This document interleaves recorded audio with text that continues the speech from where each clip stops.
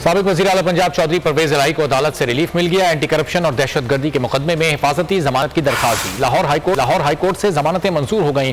परवेज इलाही का कहना है उनके घर पर धावा मोहसिन नकवी की इमा पर घात बोला गया।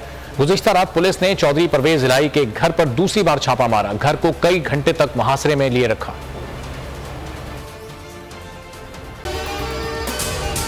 अगर आपको ये वीडियो पसंद आई है तो हमारे चैनल को सब्सक्राइब करें और बेल आइकॉन पर क्लिक करें।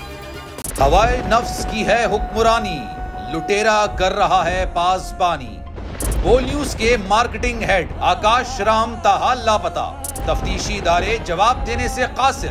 अहले खाना परेशान, बेटे की जुदाई में माँ गम से निढाल। जो बच्चो हिंदू पर आए थे जो को पाकिस्तानी मुझे मेहरबानी करे पंहिंजो आकाश वापस कयो। अमेरिकी सेनेट में कांग्रेसमैन की आकाश राम के अगवा के खिलाफ पुरजोर मुजम्मत। And I, of course, have been concerned about some of the terrible disappearances, some of the abuses of human rights in Pakistan. United nation ने भी आकाश राम की बाजियाबी के लिए मौसर इकदामात उठाने का इंदिया दे दिया। मुश्किल की इस घड़ी में आलमी मीडिया समेत इंडियन मीडिया भी चीख चीख कर आकाश राम की बाजियाबी के लिए आवाज उठा रहा है।